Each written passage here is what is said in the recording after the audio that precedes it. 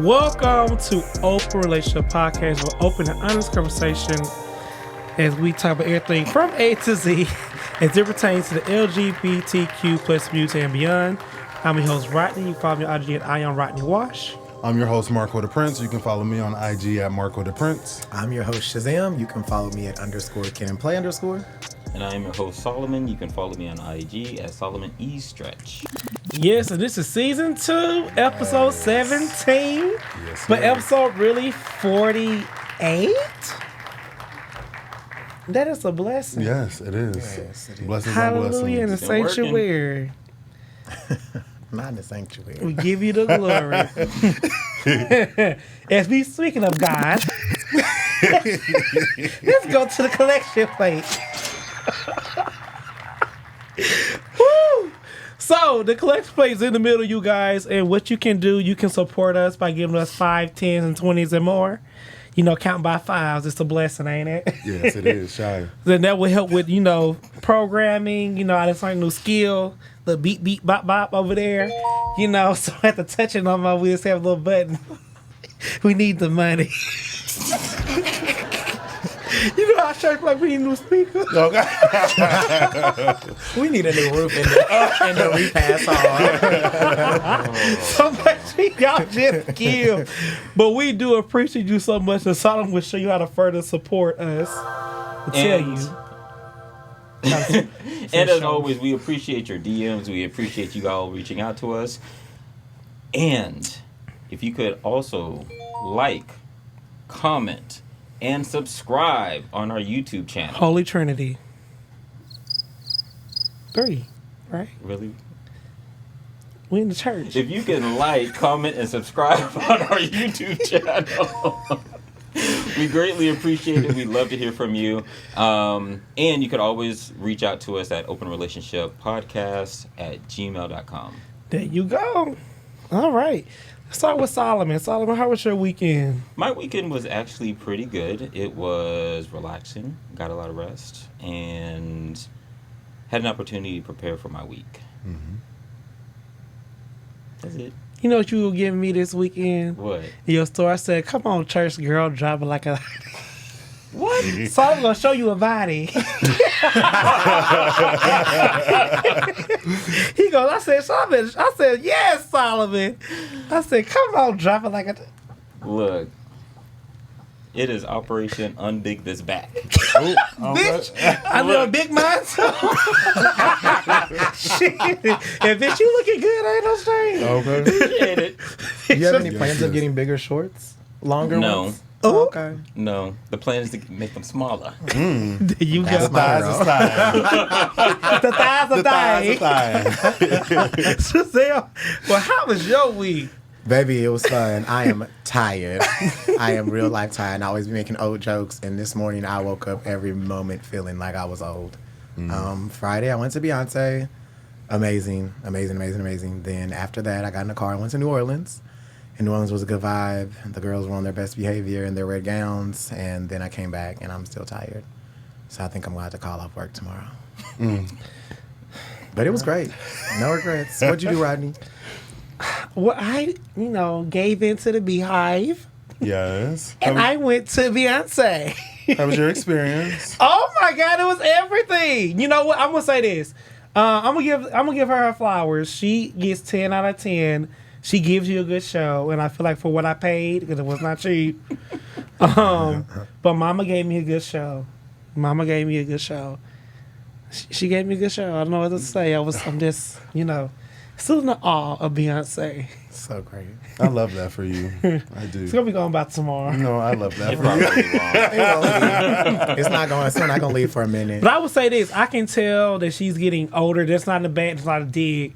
But like from the old customer I saw, she used to be dancing and all that. Mama said, "I hire y'all bitches, fuck it up." Beyonce was like, I said, "Come on, hype man." But the opening was everything.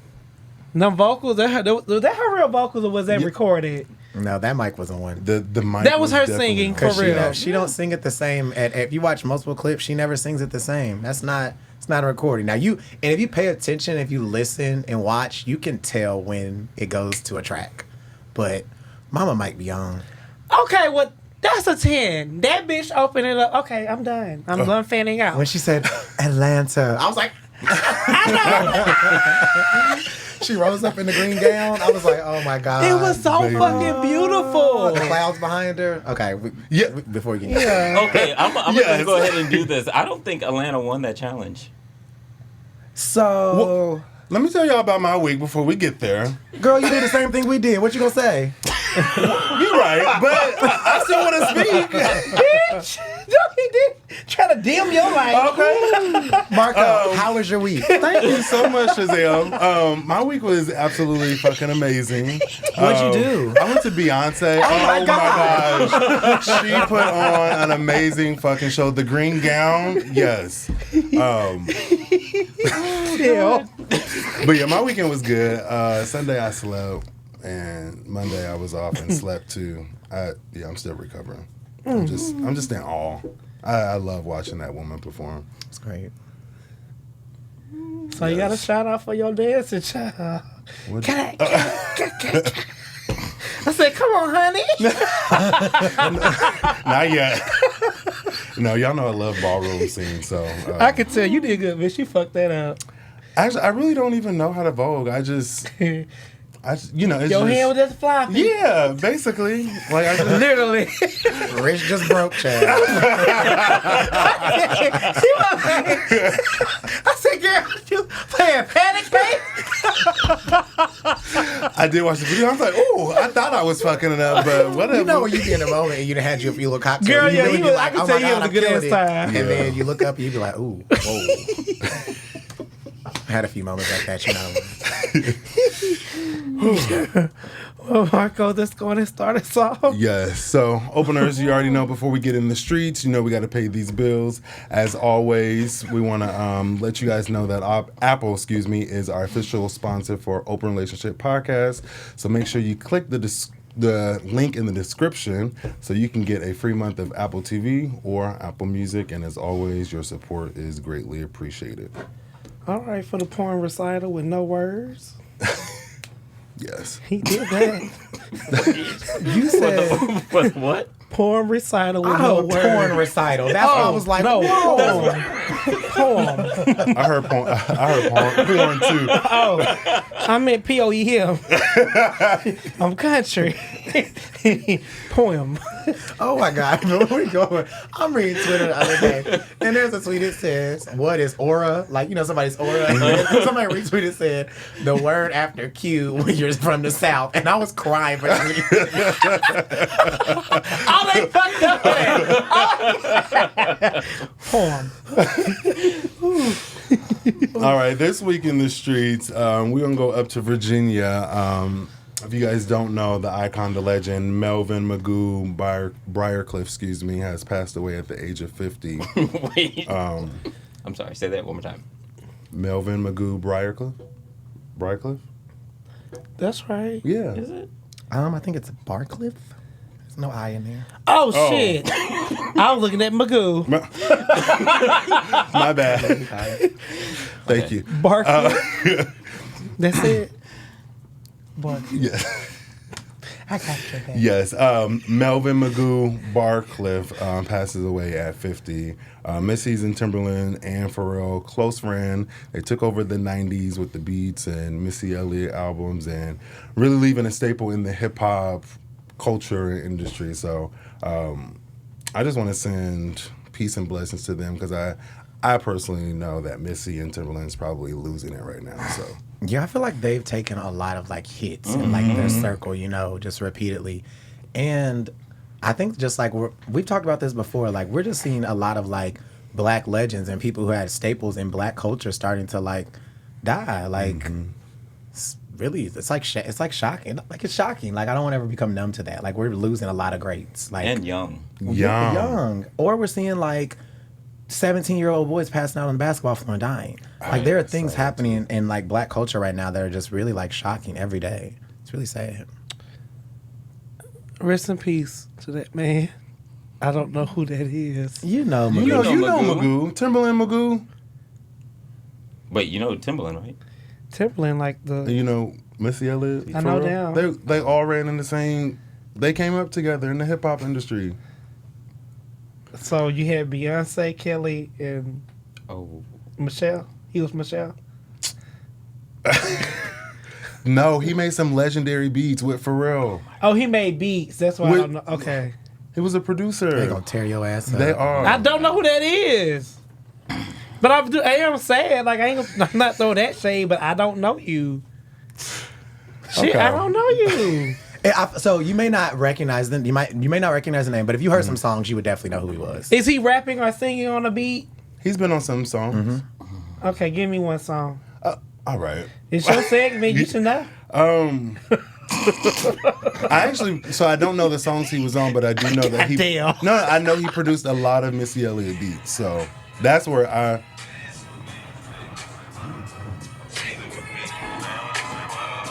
Rodney don't know that song. Try know. There's a Missy Elliott song that she just posted the other day, and just watch get on Missy's page. She posted Okay. it. The one you will know is on her page right now. I know that one. Yeah. Yeah. That ain't him singing. No, that's Missy Elliott. He produced it. He's a producer. He's okay. Now it makes sense. Okay. Okay, I know that one. Rest in peace to that man. Rest in Giving peace. whole Keke Palmer right now. No, that was. No, yeah, so but he's very big in the hip hop culture. I also just want to ask, just quick, just Renaissance review. What was your if you had one single moment? It was when I saw Blue come out. That was, to me, you just saw how Beyonce's face lit up seeing her daughter performing with her. And I think it brings her like some type of peace of mind knowing her daughter's touring with her. And that was beautiful. And I can't wait till she get like 16 so she could be Pop, fucking pop, it pop, up. pop, yeah. Pop, pop, pop, pop. She did that. That made me cry a little bit. I'm gonna say the opening. Like, we don't get artists coming out and singing their old songs and sounding that good. Now, her voice is, if you go back and listen to like when she first recorded Dangerously in Love, her voice was very bright. And I don't want to call it immature, but it was bright. Like, she very much so sound different. Now it's like post-pregnancy, post-motherhood, deep, like really warm tones. And it's something really like interesting to hear if you've heard both. So I would say that, and then her just singing all those songs at the beginning. And then, as Rodney mentioned, like, she's getting older, and and that's not a dig, like we said, it's not a dig, but she's moving different, and I think she's having fun. Yes. She's legit having fun. Like, there are multiple times where if you were close enough or if you could see on the screen where she was like just smiling and having a good time, and everybody just was enjoying her. Like, you guys are smiling thinking about how much fun she was having on that damn stage. And you went to Formation, like, Formation, she had fun. Miss Carter was where she had fun, but like, those are moments where she like clicks into like Sasha Fierce and like very serious and very like, I'm that bitch. There are moments where she tried to like click into Sasha Fierce and she started laughing because she couldn't be serious. So I was just excited to see her have fun. I'm going again. That was my favorite part of it. Of just her being her like human element, just laughing, talking to us, and like just fucking up the stage. She did a cute little Vogue, with the girls on the stage. I was like, this woman is really having fun. Her with her daughter on stage, just smiling and not overshining Blue, but like kind of like letting Blue have her own moment within that like 45 seconds. So. I don't think she could. I think Blue outdanced her ass every time. Blue definitely Blue was outdanced her. dancing, baby. Blue said. So I didn't go, and I'm still thinking about going because I think I want to go to New Orleans. What? Road trip. I know, right? But what I will say is I am appreciating the maturity that I'm seeing and the richness in her tone. Like her vocals are like just out of this world. Like she's hitting these. There are elements from hip hop, from R&B, from Mediterranean culture. Like I hear it and I'm just like, who else is doing this? No one. Yeah, that's a good point. I like she never sounds the same. Like, we get these like you said, these Mediterranean like runs, like when she does Drunken Love, but then you get like these like operatic tones where she sings like Dangerous in Love, but then she gets on the piano and sings Mary J. Blige and gives us gospel growls. Like, what? Oh, I'm sick of that bitch. Oh, God. Okay. No, she did good, Mama. You know, I always, Would you go again? Let's go. If it was a Formation tour, probably. I'm not a big into. Voguing? Yeah, I'm not a big fan. But like that did it for me. There were, when I was walking out of the stadium, there were conversations amongst, like, we were all standing on the corner waiting on Ubers, and a lot of people were like, it was good, but Formation was better. But I think because that's what a lot of people are saying. Yeah, because a lot of people are used to, like, her actually dancing, and, like, this was more, to me, it was like the crowd, like, carried a lot of the energy, you know? And she depended on the crowd for a lot of things, but I loved it. I feel like this tour was for the fans, considering that the type of album that she just released, I think it's geared, well, I know the album is geared to black gay culture of us voguing and, you know, enjoying Beyonce and bringing different elements to a whole complete album. So yes, the electricity in the stadium like was from all us, so. Last thing I'll say, and everybody's probably sick of it, everybody talks about it on Twitter every day, and they call the girls tacky and everything. I loved everybody's outfits. Yeah. People's outfits amongst They the are energy, super like, creative. there might have been some things that I was like, okay, I wouldn't wear that, but it was literally about being yourself and having fun. Like, people were, listen, I Right. ain't never been to a concert where people literally bought costumes, and we saw It some was costumes. cute. Now the Go cute ahead. costume was cute. What I did not appreciate seeing booty holes and ad crests out. I was okay with And that. I didn't like that. I felt like they were distasteful to Beyonce. Her I don't ass was think- out. I mean, but it was nicely put up. You could not see her booty hole if she bent over. That man booty hole was showing. He bent over. Hootie hootie hoo. I just think I just think that was it's a time and place for everything. That was not time or the place. You don't wear your fucking jockstrap to a fucking concert. Ooh, Yeah. I ain't seen none of that shit. Yeah. I did see a few jock straps and thongs from men. I don't know, it's just kids there. Like, I ain't worried. Now kids shouldn't be there. Fuck that. I ain't worried about that. Kids do not. Yeah. That was not a concert for kids. Formation, sure, but that Renaissance was not a tour for kids. What is that? A booty hole?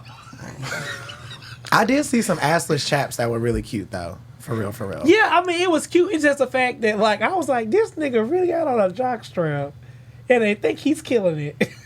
I said, "Mama, you look down." I said, "That's an outfit. What you wear? Like you about to get fucked." Fix me while she's singing. all right. Okay. and last but not least, Lizzo has been all over the media lately for allegedly allegations of her work environment. She's been removed from the Super Bowl conversations of her performing in February. And I hate to see that for her. I like Lizzo.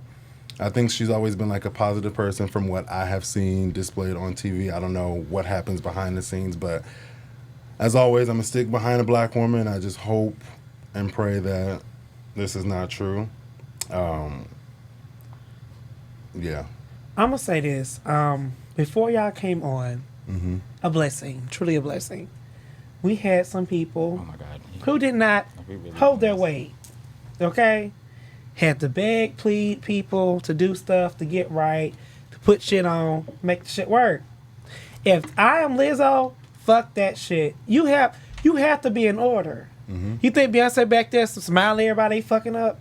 I think this is bullshit. This is right here is bullshit. I am Lizzo. You can even be Sierra. You not gonna come out there half-assing on my set. And if I yell at you, bitch, go the fuck home. Well, it's actually deeper than that. It's like I think they lying. I think they lying. allegedly sexual allegations. and It's stuff. just so much. I'm just tired of people doing that. You no longer work with her. Now all the stuff coming out. I do hate that after the fact. That shit. I'm tired of that same side ass storyline. Oh, she abused me. Girl, did she put a gun in your head and make you do shit you did? I think with the Lizzo situation, it's very sad. It is. For all parties included. Lizzo including the alleged victims. I think that I really don't. I don't have too much of an opinion on it because I'm not like I don't know who to believe, child. And it's like show business has always been like this mystery to people that aren't in it, and then when people get into it or you get close enough to it, you see some things that you don't want to see. And unfortunately, there's always rumors about people not being good bosses. Like where they're saying Lizzo wasn't a good boss. This is me speaking to like the aspect of her like yelling at people, not the sexual allegations part. But people have said we were just talking about Beyonce. People have said she's not a good boss. The security guard came out and said that her and Jay-Z are not good bosses, allegedly. People have come out and said like Anita Baker is rude. Like these are all allegations that have been put up against people. There's never video footage of them being rude. There's never, you know what I mean? So that's always going to come out. I think that's inevitable in show business. The sexual allegations, I really don't have an opinion on that because I don't know enough. And I don't know, like, I don't want to victim shame anybody, but I don't want to say Lizzo's right. I don't want to say the victim no wrong. I don't know enough, so I don't want to say nothing on that. I guess this is how I feel when I did read. Now, correct me if I'm wrong. They said she told them to do things, right? Yeah. She never physically, that nobody never said from what I read and listened to that she touched anyone. Correct. So you grown as fuck. I'm sorry, call me what you want. You grown. Can't nobody tell me to go suck nobody's dick, suck a titty, go do nothing if I don't want to. I think the situation comes in when that's your employer and like there are repercussions to that, so that's why it becomes pressure. So do you have morals? I don't think it's that simple. I don't know. I don't know how to feel. I'm just sorry. You might have a willpower that someone else does not have. They're in a situation where they're in show business. They are making this amount of money. This is what they want to do. They want to dance. There's not a lot of opportunity for big girls that are dancers for big celebrities, and you're put in a situation like that. I don't think that we can speak to what we would do if we've never been in that situation where they're at. If that's your only source of income, you're looking at every company, all these recording stars saying, okay, I don't have no money because we're boycotting, we're striking, and Lizzo allegedly puts you under some pressure like that. I think we have to like take that into account. I'm just gonna leave it as it is. I don't know. You couldn't pay me enough money to do that. And if I did do it, why talk about it now when you are now unemployed? When you was employed, you did it. So to Shazam's point, there are power differentials in employment relationships that when you do get into new employment, actually let me say this, when you're an employer, there should be protocols for how you interact with people. True. And sometimes employers go beyond those boundaries, and it creates a hostile or negative work environment. And it can be uncomfortable for people who have to maintain a living or a lifestyle, and they get a paycheck. And some people are not as willing to speak up for themselves because they are afraid of those repercussions. And so I get that.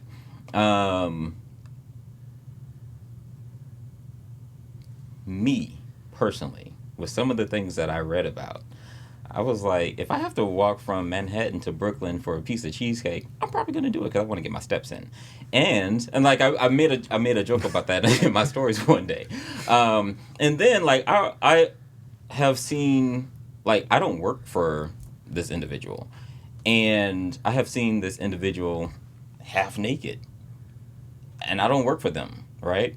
So if I do go work for them, I kind of know what I'm getting into. And so if I go to an event and there's half naked people, Solomon, would probably be willing to go because this is what I expect. And so and for me, it's just about what am I willing to put up with in my employment. That's how I feel the same way. And so, but I also recognize that there are some people who don't want to do those things, and they just want to go to work, be in the culture of, or be in the industry, get their paycheck, and go home. And they don't want to have to deal with a whole lot of mess. Me, like, if I'm on the clock, and you're like, hey, I need you to walk and go get me a cheesecake, I'm going to go walk.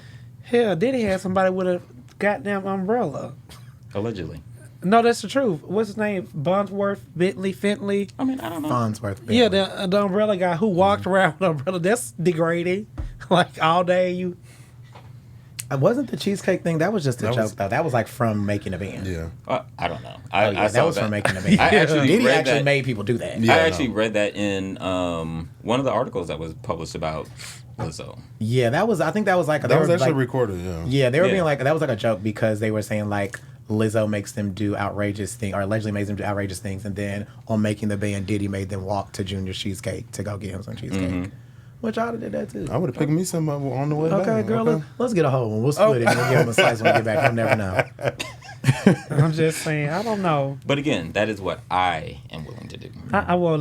I feel the same way. Because I was a part of a project, I ain't gonna say which one. One of the producers were gay, and he thought that I was thirsty. You do have some. You do have some thirsty people do anything just to get a little shine. He called himself. He touched me up here, then tried to go down. I said, "What you doing?" He was like, "I said you ain't no. You don't. I don't do that." Right. I said, "That means I can't do this shit. Wrap up production, bitch. Let me go home. But you will be blasted." I said, "So we can finish this, act like it never happened, and keep the fuck on." I don't do that. So, quick question, devil's advocate. You said you will be blasted after the fact. So, is that No, like if he tried to fire me from that. So, say this is the same situation with these girls, right? You understand that, right? And now they're saying it. So you But I'm just confused. said, I thought they said they quit. but you just said, Did they quit? If they quit or they were fired, it's still the same situation. That after the fact that they used to work for them, you just said this. Roll the tapes. He just said if they used to work for them, and I'm sick of people coming out after they work for them and saying it. So let's talk about that. I didn't say that. What I said. No, that's what he said, y'all. He said that. What I said was he tried to touch me physically, But you touched me in a place I didn't feel comfortable. But did you say that these girls, you're sick of people blasting people after they used to work for them? Did you say that? Yes no, or no? I said if you know. Yes. I did say that. Okay. However, cover. I said if I would have got cut from the project because I didn't want you to. After is after. After, Yeah, thank you, Oh, Solomon. Jesus Christ. Okay. Move on. Shazam, take it away. Because we're gonna have to roll the tapes back. Roll it back. Anyways, I Sheree. think it's sitting outside the restaurant waiting for an invite. I think it's important, like honestly, openers, just say I think it's important that we always have discussions like that to really just like get into that because people are afraid to talk about stuff like that. Anyways, enough of Beyonce. We love her. Yes. But let's keep it moving. We got other things happening. So Situation with Shazam, always going to be named after a song, something in popular culture, something we've all experienced. Brown Sugar by the Brown Sugar King himself, motherfucking D'Angelo. Sexy man. Do y'all remember how does it feel? When you were supposed to not look and you was like, shit. I remember how it felt when I was watching it. No pun intended. How does it feel? And he had straight backs and he looked like a freaking, He is. a black Ken doll. D'Angelo was always fine. Like, oh my God. Did Anyway. Angie Stone get him? Yeah. Damn.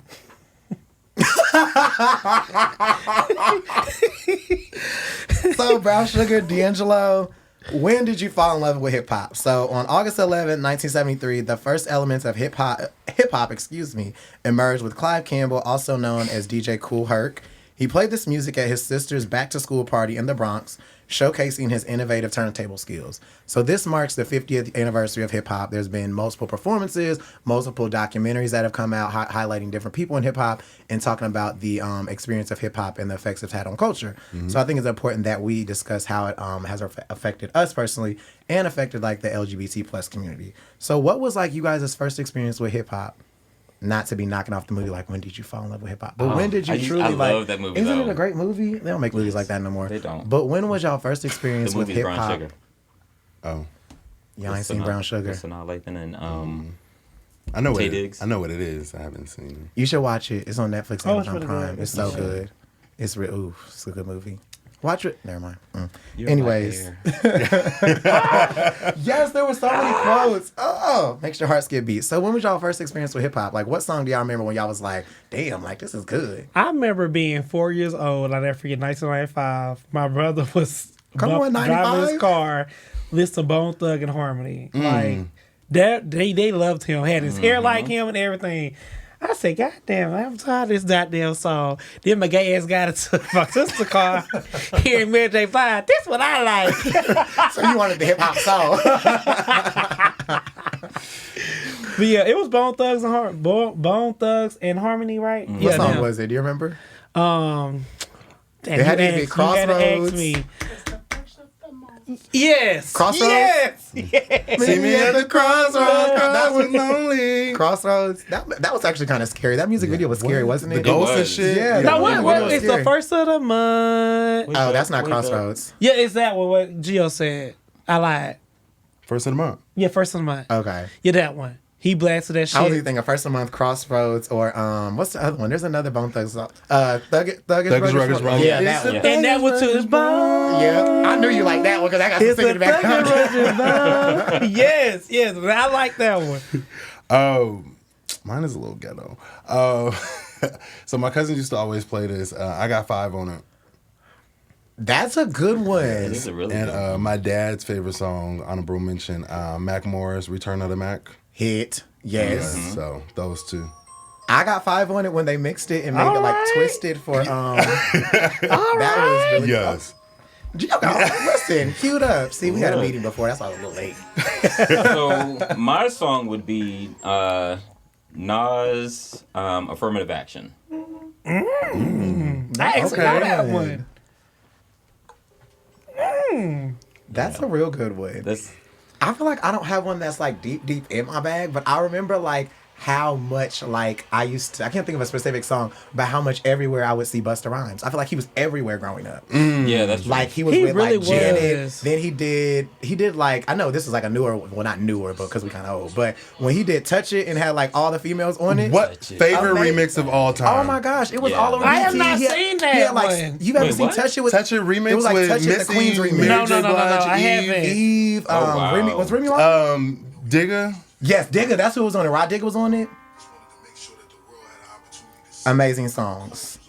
Everybody had a good first experience with hip hop. Yes. So, do you guys think that hip hop has like Culture. the same influence on culture that it did 50 years ago? Hell yeah. Look at the Kardashians. Ooh. Wait, Wait, what? what? I said what I said. I'm standing behind that one. I Roll the tape. I don't think so. I think music nowadays is it's just trash. Like I don't like the mumble rap. I don't like the ghetto-ness. Well, I like the ghetto-ness, excuse me. Just I don't know. There's no like meaning behind it. I just remember growing up listening to like Bone Thugs and Harmony and Return of the Mac and like them actually painting something like visually for me when I'm cleaning up around the house. Nowadays it's like sex, titties, dick, ass, drugs. I was just about to say that. I feel like back then there was like, although some of them were rapping about negative experiences, Correct. they were like their real life experiences. And now we're having rappers that are rapping about things that they've never experienced. Or everybody's talking about drugs and sex. And honestly, nobody wants to listen to that all the damn time. I don't. And then on top of that, to be very honest, like hip hop and rap now, a lot of people aren't actually writing. So you can hear the undertones in songs and you can honestly guess who wrote it. There are a lot of times you can guess when Party wrote something because it's like, oh, this is Party. So I don't know if it has the same influence on culture as it did back then, because back then everyone was so like really original. And now, to be honest, a lot of people sound the same. And I think that's why certain people are topping the charts and like rising to the top really quick because they have a different sound. For example, Sexy Red, she has a different sound. She don't sound like nobody else. Sometimes it's a little like, oh, but she talks about pussy and sex, but she don't sound like everybody else. I mean, that's from looking at like the young generation. They follow trends from now. They're like, you won't smoke with me. You know, I'm like, what the fuck are you saying? You won't smoke with me. 1, 2, 3. But I think it's also that I think you just use a really good word, trend. Like hip hop music has just become really trendy. And when hip hop originated, it was about culture. It was about real experiences. And it was about the feeling and anger and everything that was going on in people's lives, and other people can connect with it even if you didn't come from the same neighborhood. And so there's a universality that underlines it all, especially in the Black experience. And so I think we've gotten away from that. And there's a lot of, like in today's music, there's a lot of it I just don't understand. Okay, Yeah, I'll be I agree. confused. I'll be having to ask my little cousins, like, what did they just say? Sound like somebody's uncle. It does. Yeah, I am very much disconnected. Like Ice Spice, she popular. I don't see why. At all. I don't see it for I'll be Mama. disconnected At too. all. I'm like, girl, what are you saying? Like, what are we talking about again? And I feel like the rappers that I actually like now are as old as I am, hell. If not, like a little bit older. Like the people that I actually will listen to now, I'm like, well, shit, that's because we the same age. Like, you old. The last rapper that I relate. actually fell in love with it wasn't. Well, I love Drake. What's the other one name? He light skinned from Cali. Drake 21 always Savage? missing him. songs? He light skinned from Cali with dreads. Name a song. 21 Savage? J. Cole? J. Cole? J. Cole. Oh, he's from North yeah. I Carolina. love Jay. Yeah, he's not from Cali. He's from North Carolina. Oh, he from. Oh, but he live in Fayetteville. Cali. No, I don't know where the man live. I go love ahead. J. Cole. Yeah. He was like the last rapper that I was like, ooh, all his music on my shit. And I used to love the Amigos. It's like got kind of Yeah. crazy. But like that's Yeah, Amigos it. had Like a just being in staple. love with somebody, like really just like typing their song to hear in my car. I don't do this shit It's no been a more. while since I've done that. I think the last person that probably had me in like a chokehold was Chance the Rapper. I really like Chance. Chance was Ooh, good. his Chance last album? is good. And he had like Chance's music like makes sense, and he like talks about real shit and like real experiences. He has a song called he has an album called Acid Rain or EP, and he talks about like he mentions his grandma a lot, like he mentions his family, his little brother, and I'm just like he's making a connection with people, which is I think why people like J. Cole as well, because he makes a connection with people about real ass shit. And a lot of the rest of these rappers, it's just like Yeah, I can't. I'll be like, child. Even Kendrick's last album, when Kendrick is love good me some too. Kendrick. Like, he's good too. he does a lot of creative things. One of his albums, I can't think of the title of it, but you listen to it from one to however many's on it, and then that's one message. But if you listen to it backwards, it's a different message. there's a Netflix series like that. If you watch in a different order, it tells you a different story. Yeah. So when you think of like hip hop, what's like the first person when somebody says hip hop, who like pops in your head? Like don't think about it too long. Who's like the first Little person? Kim. Ooh, okay. Montel, Jordan? is he hip hop? I think he's more like R&B. Yeah. Okay, well, let me do it again. Ask me again. Rewind the tapes. When hip hop first comes to your head, who's the first person you think of? Snoop Dogg. Okay. Okay. For me, it's Tupac. Tupac. Okay. I'm going Queen Latifah. Like she just gives me hip hop. I don't know why, but when I said this question, I was like Queen Latifah. Like used to like wear her dashikis and kufis and rap down, but then she came out like swinging, calling girls bitches too. So Yeah, that's true. okay, she was from Unity to talking about bitch. I will split your wig and tell your mom I did it. So do you think hip hop culture has started to embrace like the gays recently, or do you think it's still like there's still a big like boundaries from there? I would say yes and no, because I mean, let's just keep it real. Back in the day, they used to fuck around with each other. I mean, I can't wait till the Tell Our Book come out. I think it's coming really soon. I heard. There's already one out. I'm just saying, I heard, and I think now just being more accepted. Like you don't have to be in the closet so much. It's like now it's like you can be gay and you can rap down as more respected. But I'm not gonna get flack for saying this. However, I don't think that some gay rappers are pushed forward now are rapping very well. I just think it's just cute because they got cute nails and beards. Oh shit. And I don't consider that rap. That's not rapping to me. I'm sorry. You a good club banger. That's it. But like outside of that, I'm not playing your music. I like it. I embrace it. I do think it's a great club banger. Album of the year, song of the year, probably not. But I do think it's a nice gateway to open something up for us. I want to see gay artists come through who really gonna like go through. Side note, one thing that irritates me is when I do see a gay artist and we know that they're either rapping about a male, but then they have females in their music videos all up on them. Oh, instead of like trying to portray that like You know what I mean? does 'Cause bother me. Well, I know you're gay, so why is this woman all up over you? Like, who are you trying to market to? Like, I can't make the connection when I see their video. I think you hit the nail on the head. That's It's true. marketing. It's marketing. Who's pushing them? Like you have, you know what I mean? It's people find it I want to say hard, but you get a lot of pushback if they were to push like a full out gay production. The people want, well, I don't know who the people are, I'm just talking, but I call people the people when it's like general masses of population. The people wanted to stone Lil Nas X, baby. They were so mad at him for kissing that man.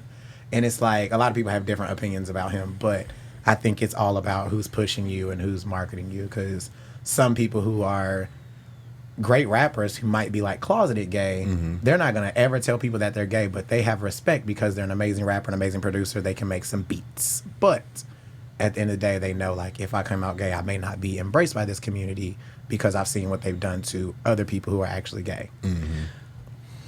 I think a part of this conversation that we're leaving out is like the difference between hip hop and rap. Yes, for sure. Yes. And That was the difference? Yeah. Oh, I didn't know. because I was like, something is missing, and so I just had to go look it up, because like hip hop is emceeing and DJing and breakdancing, and it also is culture and it's lifestyle and it's all of that, which we're talking about now, because I think there is a part of hip hop that's embracing the LGBT community.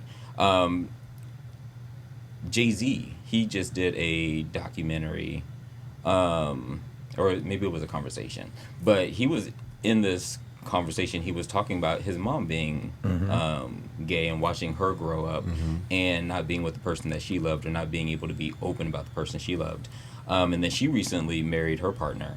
And then hip hop, on the other hand, is really more rhyme and poetry over a beat or music. So with that being said, would you say that hip hop embraces the gay culture more than rap does? I'm not saying that. Okay. I'm not saying that. I'm saying that because hip hop also addresses culture, I think that there is more visibility. Okay.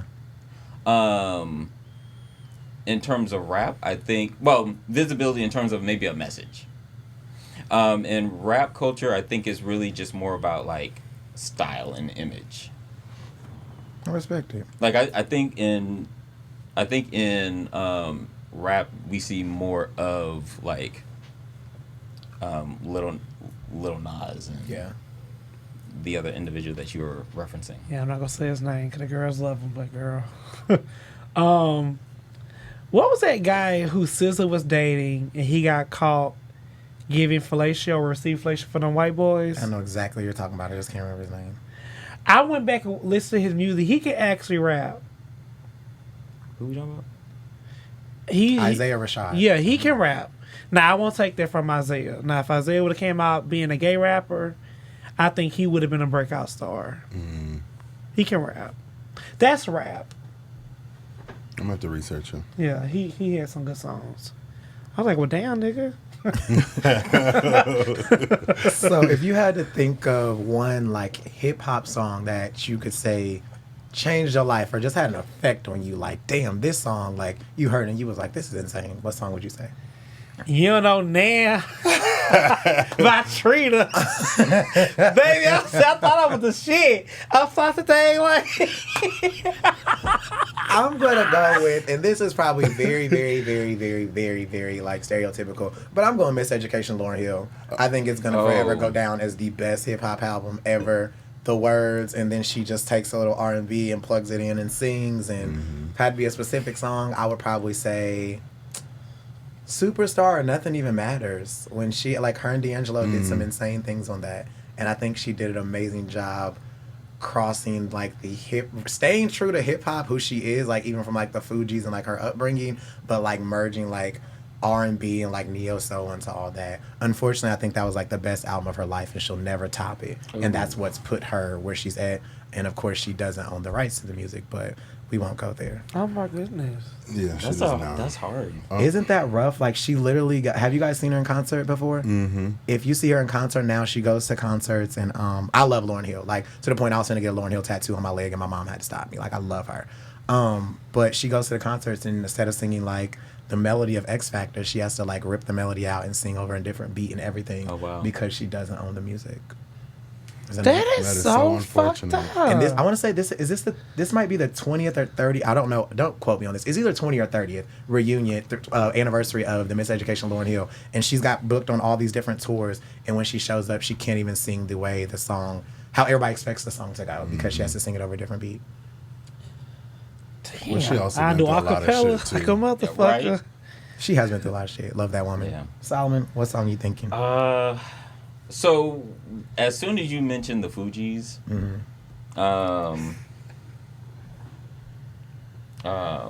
what is it? Storm of My Pain?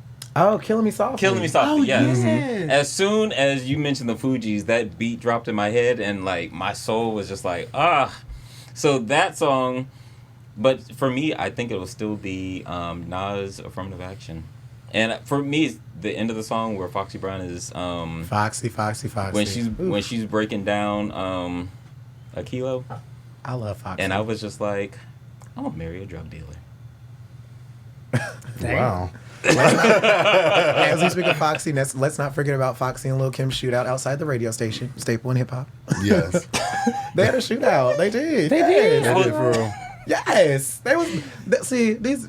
I hate to say these new rap girls. Their beef be like real do surface it. level. Don't but do it. like, Lil Kim and Foxy were ready to shoot each other outside the radio station. Like it was going down. Marco. Mine is going to be Drake, Nice for What. Ooh. I just love everything about that song from beginning to end. The video was powerful. He had all women in it. He had Issa Rae. He had Tracy Ellis Ross. Like, that video brings me joy, and I can rap that song from beginning to end. Was Big Frida like on that sample or something? She was in the background. So- But he How do you didn't want to feel put it in about the Big Frida not being in the video. video? That's what everybody was upset about. Yeah. I did hate that, especially once I did see the video. It's the bounce beat on the backside. I think you just want But yeah, it was just so unfortunate. I don't know why he wouldn't want her, considering that she's the queen of bounce, and the video was shot in New Orleans. You have her on the track. It takes somebody bold to embrace people. Beyonce. Anyways, Well, Rodney, you don't have a song? I did. Trent, Oh, you you said don't know Trent. that. Oh, You know that nigga. But yeah, so shout out to the 50th anniversary of hip hop. I think it has. Black people are just it. We got it. All of it. All of it. We don't like nothing. Let's go. And because as black people, and we have all of it, for today's Menage a Trois, we wanted to talk a little bit about 3 things to live by. And so, we've gotten a chance over the last 16 weeks to 17 weeks, 17 weeks to get to know each other, share on each other's accomplishments, kiki a little bit. And, I can actually say that I'm very proud of y'all for all of your accomplishments. We've seen new jobs. We've seen just all kinds of greatness. And so I also have to recognize that we didn't get where we are by ourselves. And, I stand on the shoulders of people who believed in me and people who continue to encourage me. And there are people who have given me some great advice in my life. And so my question to you all today is, what are 3 pieces of advice that someone has given you, that someone has given you that you just live by? Yeah, no, I love my grandma. Grandma We love Winnie. Granny.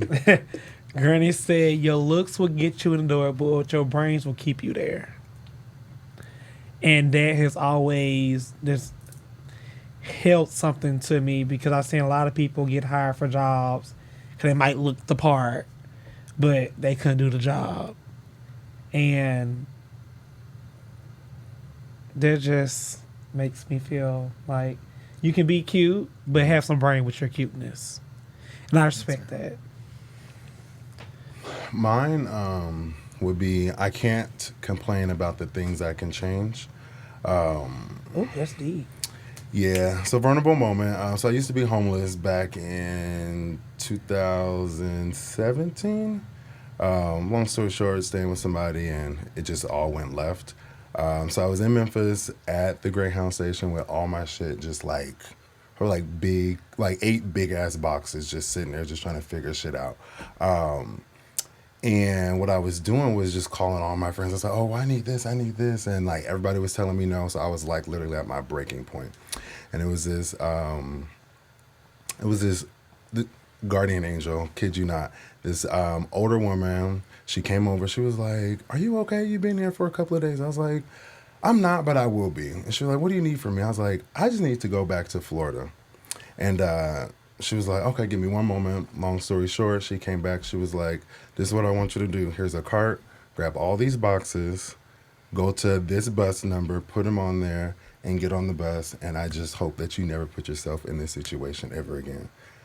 To this day, I went back to that Greyhound station. I tried to find her. I cannot find her. I called the Greyhound station. It was like, "I don't know who you're talking about," but she had a uniform on and everything. I don't know where she came from, but she paid my way from Memphis, Tennessee, back to Jacksonville. I stayed at a friend's. For this. I stayed at a friend's house for 1 month. I got 3 jobs, and I was biking to work. And yeah, I just knew that I did not want to go back to where I was. That's a how I got over moment. Mm-hmm. Bitch, I don't like crying. You almost had it. Ooh, Yeah. look at you now. I know. Huh? Praise God. Hey, He shot. good. He is. For me, one of mine is I can't even remember what the situation was. But it was a moment when I don't think I was at my lowest. I was somewhere and I was talking to my mom, and my mom was like, she just looked and she was like, "You're too old not to know how to protect yourself." And in that moment I was like, "You right. And actually I think it was a family situation. My mom just looked at me and she was like, "You're too old not to know how to protect yourself." And she was like, "Because I can't do it for you. I can't do it for the rest of my life." And so in that moment, I was just like, "You're right. You did a really good job, like, protecting us from a lot of stuff." And so now it's my turn to just pick up the mantle and just do it. And from that day forward, so, I gave you the clip earlier today about, and when you were like, "Oh, here he come," I'm always thinking about those next steps ahead. And that's a way for me to, like, protect myself. And I do that in a lot of different scenarios. And then, but because of that, I became a protector for myself and then a protector for other people. And then my yoga guru, after an amazing flow one day, he was reading from the passage, and it says, and he said, "You are no one's last resort." And from that day forward, I was just like, I'm gonna let it go. Like, I don't have to be responsible for other people getting what they need. That's deep too. Yes. Oh, I like all this. Man, poetry. Slap it up. Ah. I would have 2. I would say, like, I talk to my parents a lot. I'm very close with my mom and my dad. And I remember one time we were, like, outside of this gas station. I don't even know how it happened, but I was spoiled growing up. And I wanted something, and my dad told me no, and I cried. And I was probably, like, in elementary, and he told me, he said, I forgot what his exact words were. He was like, someone, basically along the lines, he basically said, "Don't let someone have that much control over your emotions that they can ruin your whole day." And he was like, "I told you no about this because I knew you were going to get upset, and look what you did. You're upset, and now you don't even want to do nothing else for us today because you're crying." It was probably something stupid like a piece of candy or a candy bar or something, but I've always thought to myself, do not let someone do something to control your reaction, your emotions. I can always control how I react to people. There's like a study that says, like, a majority of black men, if you ask them why they're in jail, they'll say because they couldn't control their emotions. They couldn't control their anger. They couldn't control their rage. And that's what ended them up in jail. Not because they sold drugs. Not because they beat somebody up. Not because they assaulted someone. It's simply because they couldn't control their emotions. So I'm always telling myself to control my emotions. And then my mom, like, she has this jacket. And, like, all of my family, they were in a motorcycle club. And they all have these jackets. And they have different patches on them.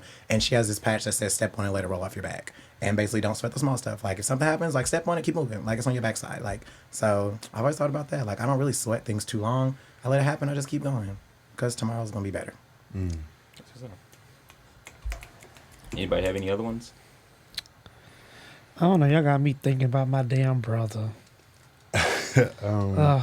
I'm just going to share this. I want to share it. It's very hard. And I try to be happy all the time because, like, things can be worse. But My mom is dying inside watching my brother go away. And I just don't know what to do. How did I try to call her every day? My little brother went down there and see her from Florida. You know, they just, whatever. And he said, Mama just looked drained. And then when I FaceTime her today, I literally cried. And that hurt my feelings. And I didn't want to do that today, but I'm sorry. I just felt I need to say that.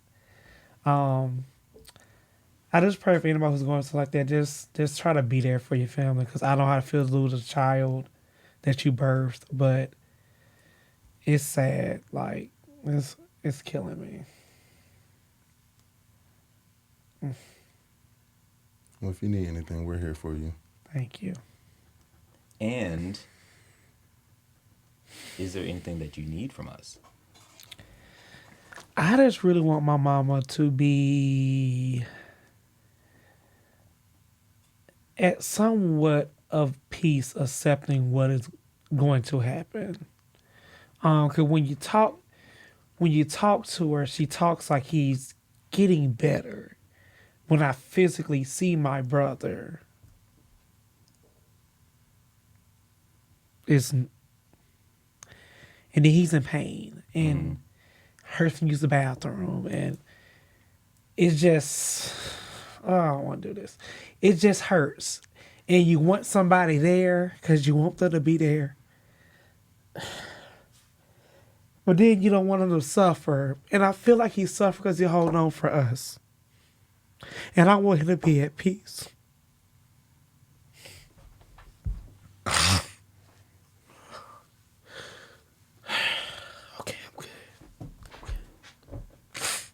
I just had to get that out. Oh.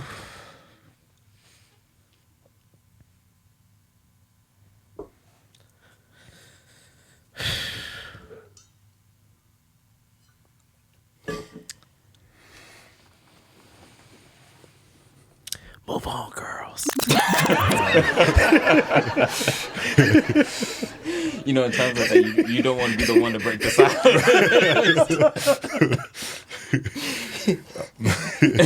And Woody said, we didn't come here to interview me. That's what she told Oprah. Right. All right.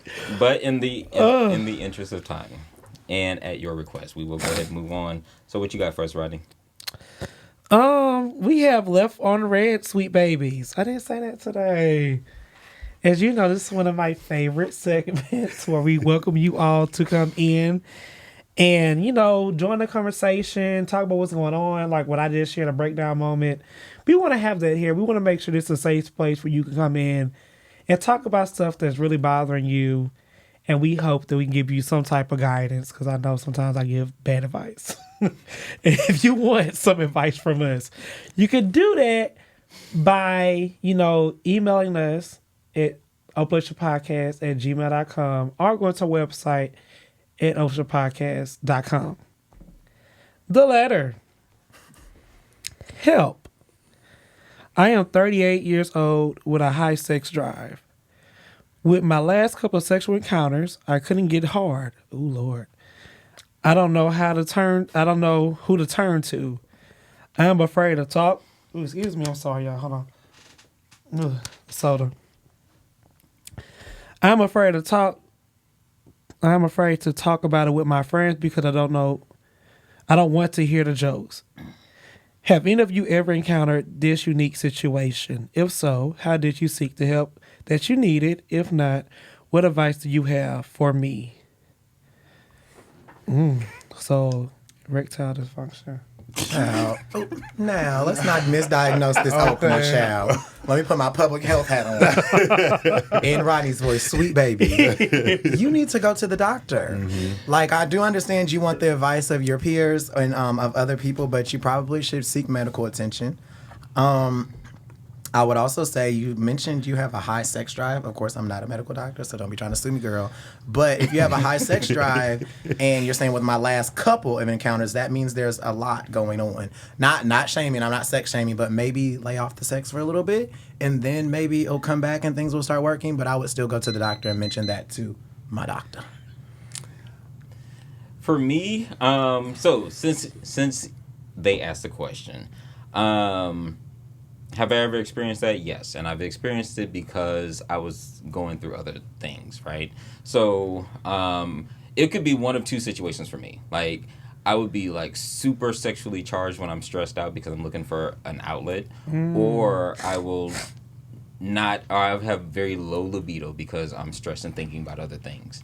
And so it could be a number of different things. It could be, just like you were saying, just hyperactivity, and you worn out for a little bit.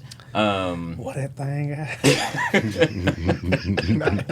What that thing out, kid? She is crazy.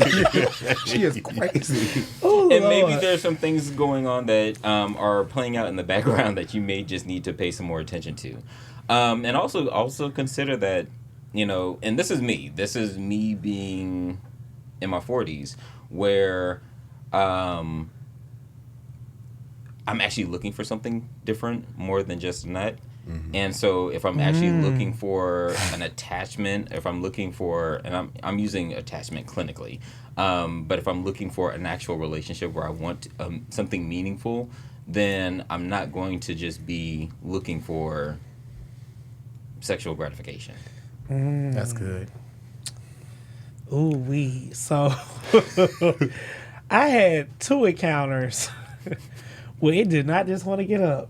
And I thought something was wrong with me. I was like, what the hell is going on? Because this morning, I was, doing my little morning ritual. It was good. And I was like, oh my gosh, I'm researching everything, what that mean. It came with stress, and I was stressed around the time. And so then I said, well, God might be telling me not to have sex with this person because it's a reason. And then I waited like a good 3 weeks, and I had sex with somebody else, and it was good. So I would advise you to just sit back and thank God for whatever he's trying to block you from, because sometimes we'll be heat of the moment. I mean, for real. He might say, nope, that thing don't get up. Okay. Okay. So I say it's a blessing that if you are still having that problem, then I will go to a doctor and see. In one whole conversation, you just said God gave this man erectile dysfunction. The Lord works in mysterious He ways. sure do. Yes, he does. Just saying, might would have stuck in that thing that came out with something you didn't want. An itch you can't scratch. Literally. Opener, to answer your question, I've encountered this situation. Mine normally comes from stress, but I'm also very big on if something don't feel right, or if I can't do my morning routine, I'm immediately calling my doctor. I'm just no ifs, ands, or buts about it. Yeah, because I like to make sure. Oh. Like, hey, Mr. Man ain't working. He ain't standing tall in the morning. But not like, okay, if it's like one day, but like if it's multiple days, a couple encounters, lay off the sex, maybe just go talk to your doctor, because again, we're not health professionals. I'm always gonna say go to the doctor because they have the best advice. Touche. All right. Or go seek therapy. You can see a sex therapist too. Some blocking that milk. Maybe Or just a regular therapist. Well, there. Why you fucking so much?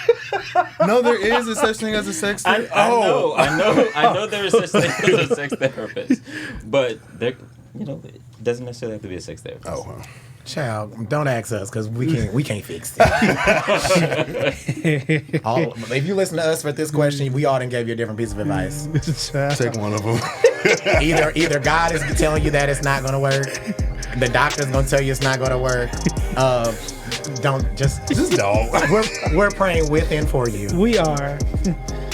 Fix that penis, Lord. Oh my God! Tell him, get us out of here. All right, thank you for coming and joining the 4 of us as we swallow hard topics. Let's spit difference of opinions. See y'all next week.